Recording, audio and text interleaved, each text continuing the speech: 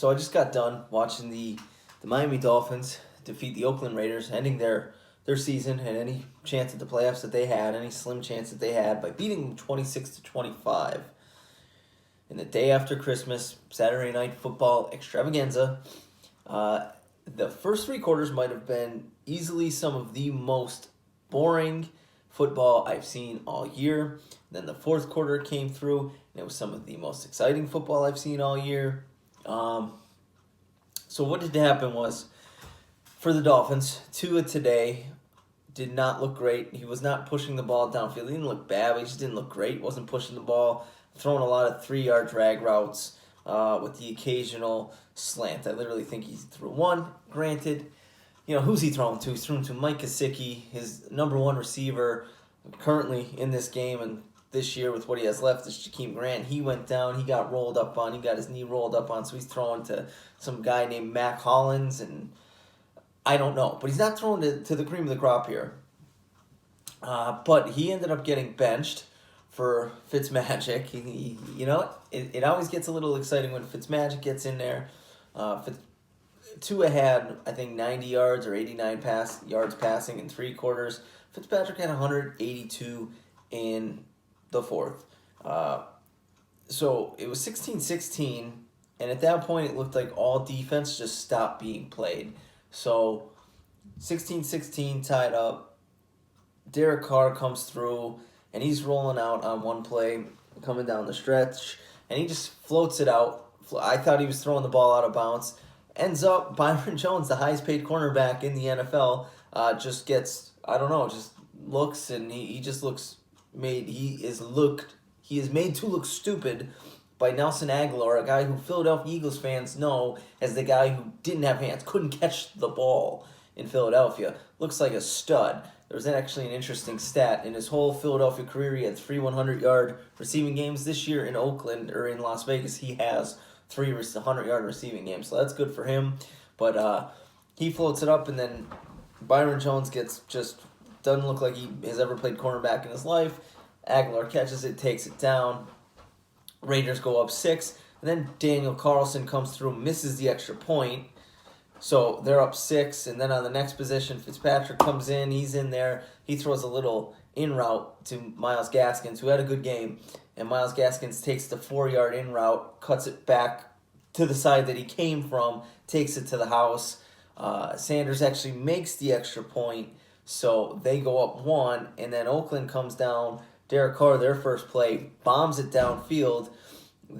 Byron Jones now gets called for pass interference, which was a little iffy. I don't think it should have been pass interference. Didn't look good, but he had his hand on Nelson Aguilar's shoulder, but it wasn't really, it wasn't too egregious.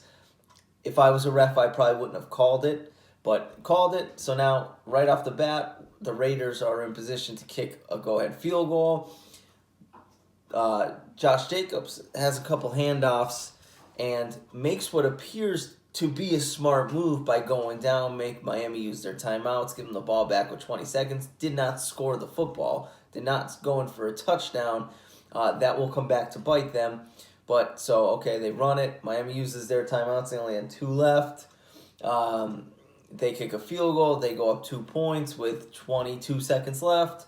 By the time Fitzpatrick comes on the field, there's 19 seconds left. Literally, this first play, Fitzpatrick gets the ball. I can't make this up. I'm going to try to describe it the best I can. You should definitely go watch it. But Fitzpatrick takes the snap.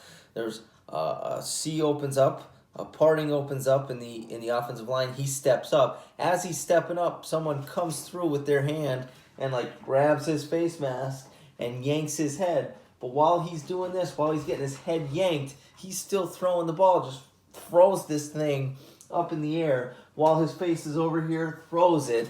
Somehow, Matt Collins or whatever his name is just standing there on the sideline, and this thing is up in the air for what seems like 10 seconds, and it just drops in his hands, and he just goes down out of bounds, and now they're already in Sanders' field goal range.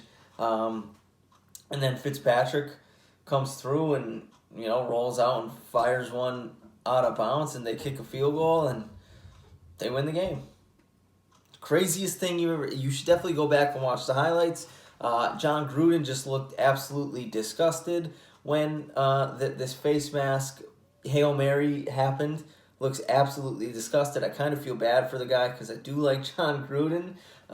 Maybe not as a coach. I wouldn't want him to be my coach, but I like him. I mean, he's very entertaining at Monday Night Football and like his commercials. And Gruden's QB camp was great. But this is how his season ends. Derek Carr played okay. Down the stretch, he played better. But the first half of the game, first 3 quarters, he stunk too. But they get eliminated officially from playoff contention. No chance of them. They have 0 chance, even though they had a limited chance coming into today. They have no chance now.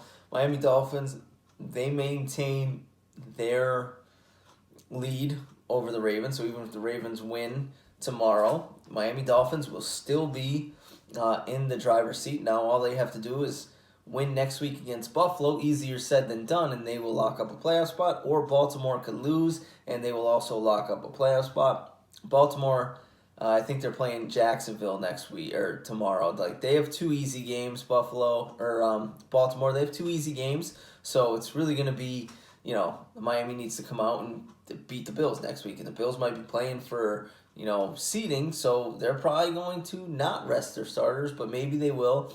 I don't know. Miami has to decide: is Tua going to start? Is it going to be Fitzpatrick? You need 1 game. If I'm them, I'm still starting Tua because at the end of the day, Fitzpatrick's not going to win you a Super Bowl. You're not playing for the playoffs. It'd be great to make the playoffs, but, in the next 3, 4, 5 years, Tua is going to be the guy that potentially gets you. So you're going to kind of need to see if he can do it or not. Fitzpatrick, love it.